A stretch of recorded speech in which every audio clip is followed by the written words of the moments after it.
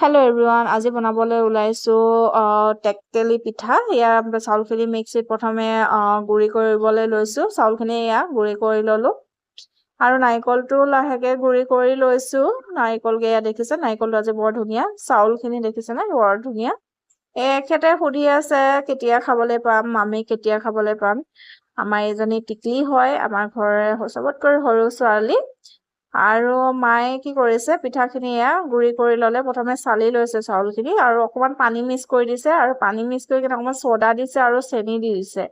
Soda, চেনি, নিমখ যি যি প্ৰয়োজন হয় সেইখিনি গোটেইখিনি দি দিছে। তাৰপিছত চালি লৈছে।